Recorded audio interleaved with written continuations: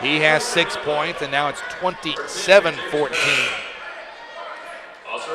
As York beginning to threaten to run away and hide here, Midland really needs to regroup and try to find an answer for what York is doing right now. And both coaches go to the bench and bring their leading scorers back into the game as Parrott comes in for Midland, Varmall comes in for the Panthers.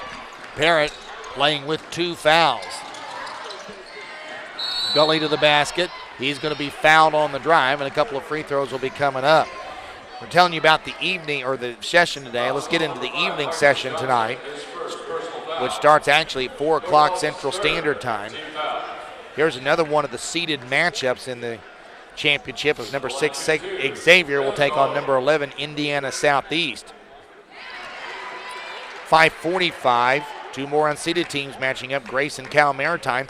Same for the 7:30 matchup. College of the Ozarks, the host team, takes on Southern Oregon. And then the late matchup tonight, 9:15, Dakota State, St. Thomas, another unseeded matchup. 2 free throws by Galen Gully, his first 2 points of the game. 27-16, 11-point York lead. And the ball, 6 minutes to go. Varmall has it. Pull-up jumper from 3, count it.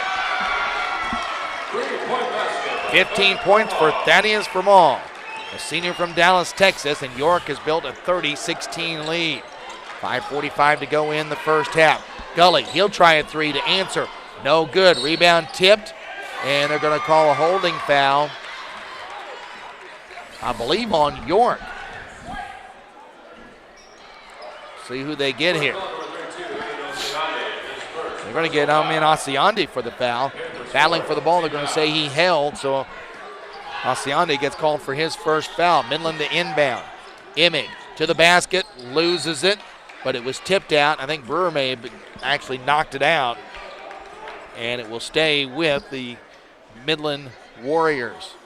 Again, of the Great Plains Athletic Conference. They were the next to last at-large team to get in the championship. Parrott stops his dribble, throws it in the lane, cross-court pass, top of the key, Imig. Shot clock is down to 20.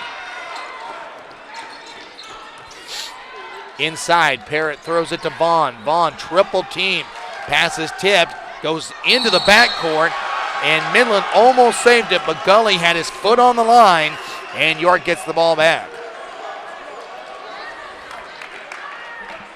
30-16, 5:15 to go. As Delton Deal goes to the bench, and will bring back Buffalo back in. Asiandi will sit down.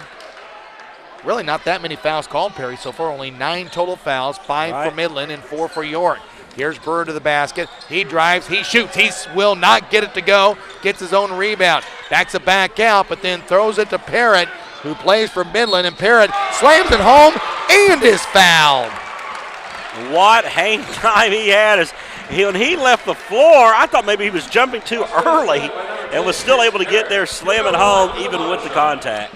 Boy, keep this moment in mind, because this could be a little bit of a momentum turnaround, as Brewer got caught in traffic, and he did the right thing back and back out, but he just didn't look carefully enough when he threw the pass going out, and it went right to Parrott. But I'm just marveled at how far Parrott started out before he slammed it home. I mean, he was about at the free throw line extended when he started that motion of the basket and just drifted there. Parrott now with 10 points, first Midland Warrior to double figures. And add to that, let's not forget, he is only 6'2". Didn't play 6'2" there for sure. 30-19, York by 11. Varmall for 3. That rolls in and out. Board brought down by Gully. Maybe a little life for Midland after that big turnaround. Turnover on the dunk by Parrott. Here's Parrott again in the lane. Kick out right side. Gully shovels it inside. Vaughn with a nice move, gets around but can't get the layup. York does clear the rebound, and almost a turnover as Buffalo was stumbling out of bounds, but he didn't manage to get the ball to Jackson. Now Brewer has it as we're 4:25 to go in the first half. York 30, Midland 19. Varmall kick out, and they're going to call a player control foul on Varmall after he passed the ball away. So Varmall gets called for his first foul. Wave off the 3 that was hit.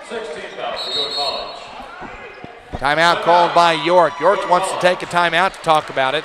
4:16 to go in the first half. Our score here at College of the Ozarks is York 30 and Midland 19 in the NAIA Division II Men's National Basketball Championship.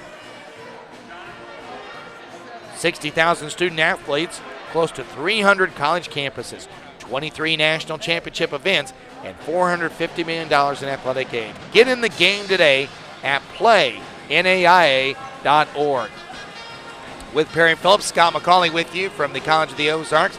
NAIA Division II Men's National Basketball Championships. This is the second round. Again, quarterfinal matchups. Central Standard Time, 1, 3, 5, and 7 on Saturday. Semifinals Monday, Central Daylight Time will be at 6 and 8 with the championship game at 8 o'clock on Tuesday evening. Of course, with the help of New Lion, NAIA.org will have all the games up through the semifinals. Championship game is on CBS College, or actually it's now the CBS Sports Network.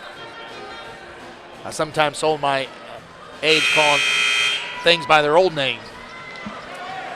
But it's now the CBS Sports Network, and that's who will have the championship game here Tuesday at 8 Central Daylight Time. The women's game will precede it at 6 from Sioux City, Iowa. 30-19, York on top. We're coming up on 4 minutes to go here in the first half. Midland on a little bit of a run here, trying to get the lead back down to single digits. Emig throws it around the perimeter to Huser. Now Parrott to the basket. Kick out to Gully. Now left side, Huser.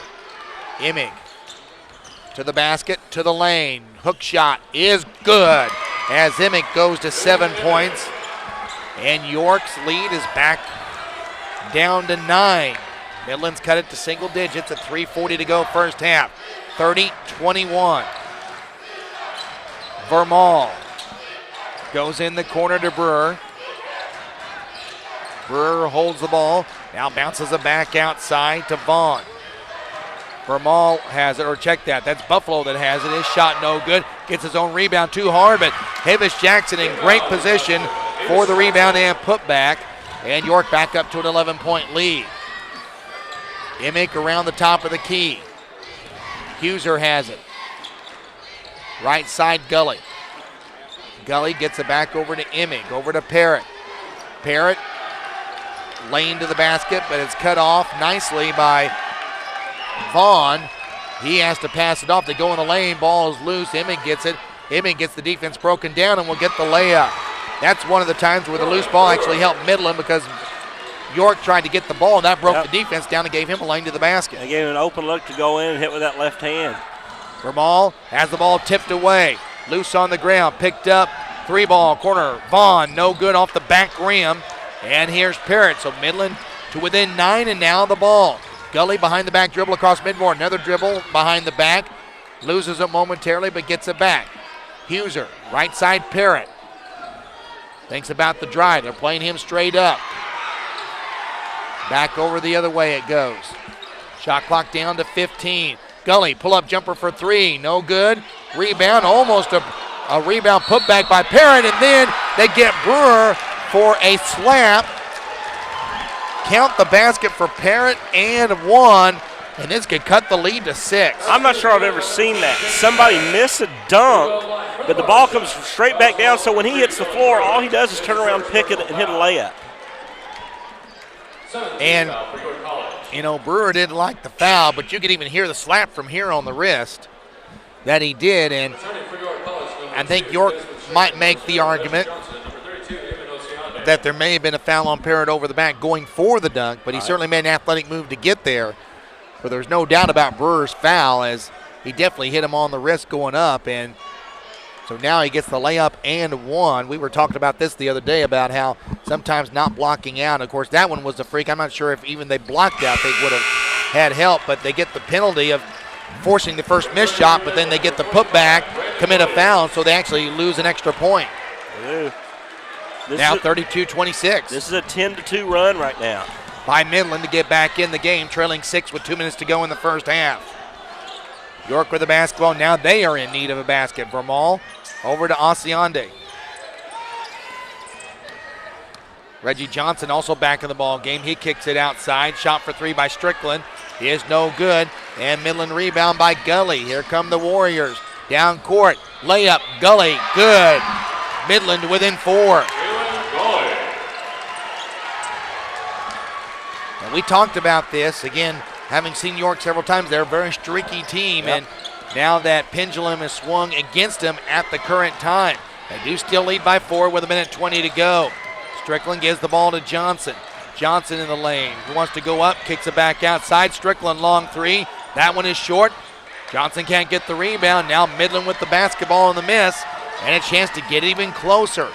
Gully, who hit a 3 a moment ago, walks it across the midcourt line. Coming up on 1 minute today play. Gully gets it into Emig. Emig, pull-up jumper 10 is short. Rebound pulled down by Vaughn. Gets it on the outlet to Johnson. Johnson almost goes on the backcourt, but then loses the ball anyway. Fans didn't like it, but it was the right call. That ball did not get to the backcourt. He was successful, but in doing that, he actually knocked the ball right to Midland. Emig gives it up. Inside Vaughn. Underhanded layup. No good. And the rebound picked up. Almost stolen by Midland. And now it'll be picked up by York and then kicked out of bounds by Midland. Well, the Midland defense, no doubt, picked up here, and it's given York all sorts of trouble. All right, now here's the situation. 33.4 seconds to play. 30 seconds on the shot clock. So depending on how Delton Deal wants to use this situation, this could in essence be a last shot situation. They don't necessarily, might not necessarily think that way and want to do that, but they certainly could if they wanted to here. Vaughn has the ball across midcourt. Varmall with the ball in his hands. He's going to be guarded by Jerome Vaughn from Midland, so they'll have to kick it back outside. Despite being such a good defender, Parent on the bench, that's probably a smart move by Todd Eisner, making sure he doesn't pick up that 3rd foul. 8 seconds as Varmall goes to the back. It kicks out Asiani. Baseline jump shot, no good. And we have a shot clock violation, but that buzzer should not have gone off because the ball hit the rim. Oh, wow.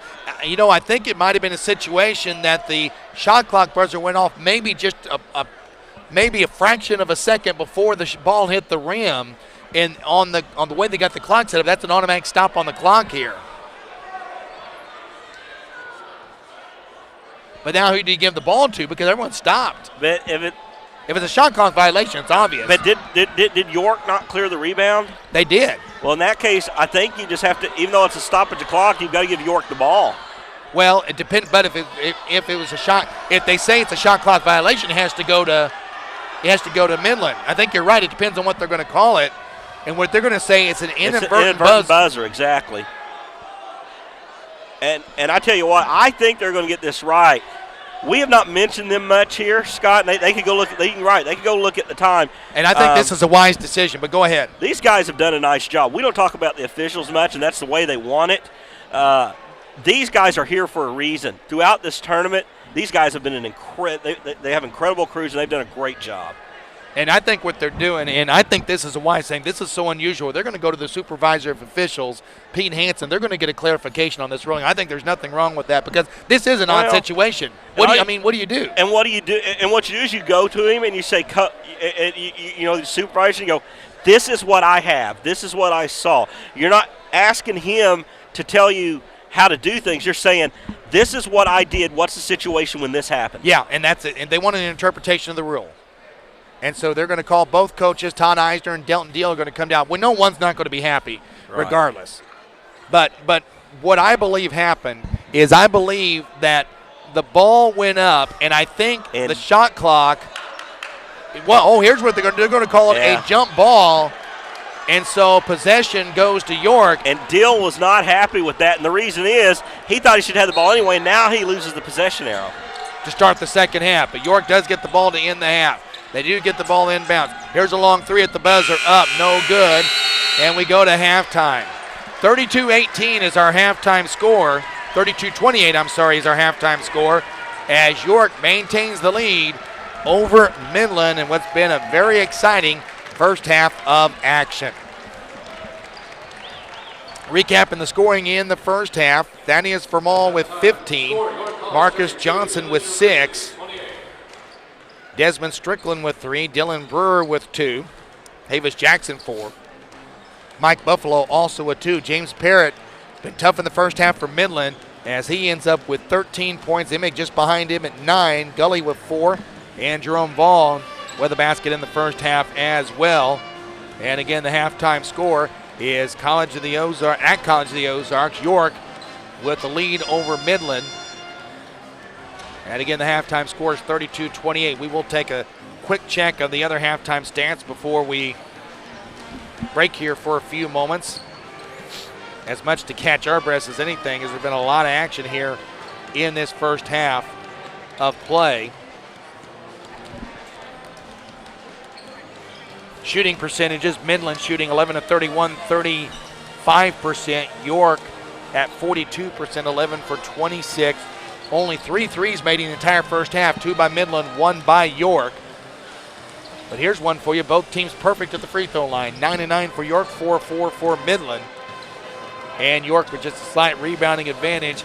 And admittedly, at times it's been a little bit on the ragged side, but it's been a very entertaining first half, but there's no doubt that tournament jitters are not a factor anymore for either one of these ball clubs. Not a minute, came out, played well, and we thought it would be a close game. We thought it would be an entertaining game, and the first half has definitely lived up to that.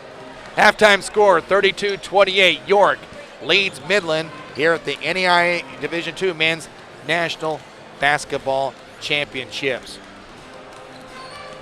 We're going to come back in just a few moments with the second half of action. You are listening to live action from the NAIA Division II Men's Basketball National Championship from Point Lookout, Missouri, brought to you by the NAIA and New Lion.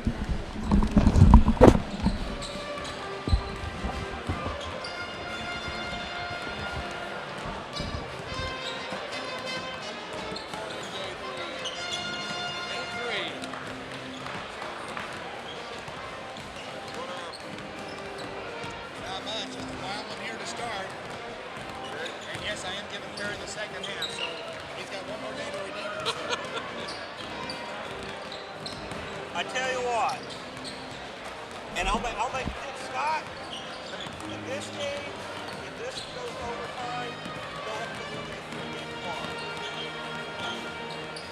Fair enough?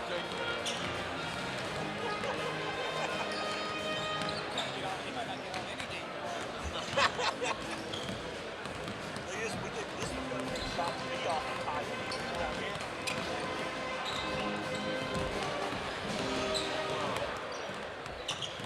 Gentlemen, let's give a big round of applause to Stratford High School Pen Band. They should have everybody to the doctor this morning. I had a problem, so I had to go to the office. So I got a 5:30. Went to the office, did some work. We have to keep our lives going around this stuff too. Yeah. Called the bus, called the schools, told my son will not be there. He's sick. So we went to the Colorado school.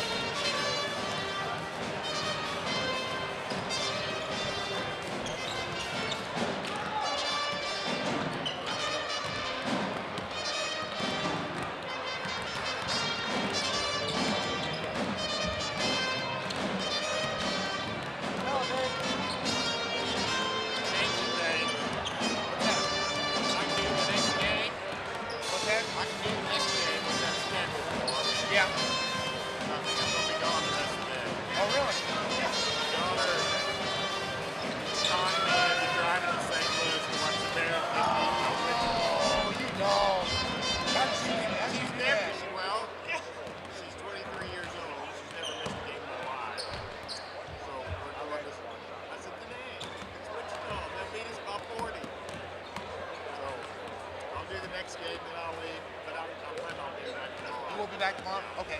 Well, we'll plan on that. Sorry to throw a wrench. Oh, that's but all right. You know how that goes. I do. Do anything for your kids. I do. You got. Oh no, I understand that. And they play at 6, so it won't be too overbad. Yeah.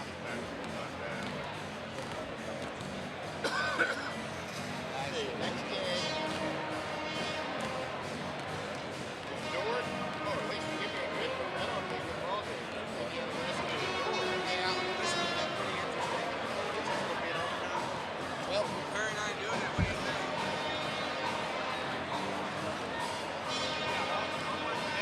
I'll be out of pocket for the rest Okay, of the day. you got it. We'll get covered. I would say I'm sorry. I'm kind of not, but I am too. You know what?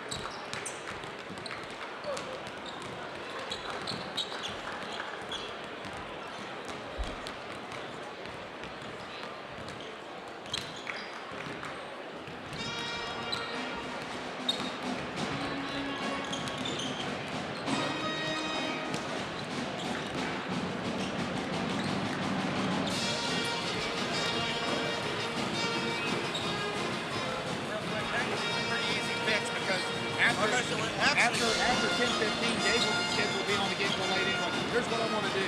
Let's switch games. What I'm going to do is I'm going to move you off of 4. And I'll put you on at 5:45. I'm going to take the 4 o'clock in with Mike. But my wife's coming later, and I got to be off the side. That's fine. I got to do some more things where I got to go. But that's how we'll do it. So, That'll work. Okay, so we'll do that.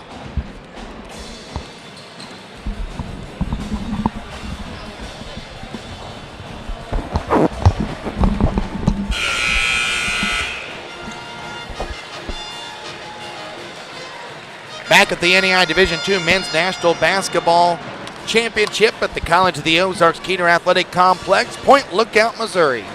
Southwest Missouri is where we're located. 14th year at the National Championship for Division II has been decided here at College of the Ozarks. We've seen some interesting games. We mentioned this last night that the only time that fewer seeded teams got to the second round since the championship's been at Point Lookout was in 2009, where 9 of the top 16 seeds got through, but in this championship, only 6 of the top 16 got through. 2 of those unseeded teams, the York College Panthers, the Midland University Warriors, but they certainly are playing like they want to continue playing and are more than just happy to be here. We're always happy to be here. Scott McCauley courtside at the Keeter Athletic Complex. We're going to try this a third day in a row.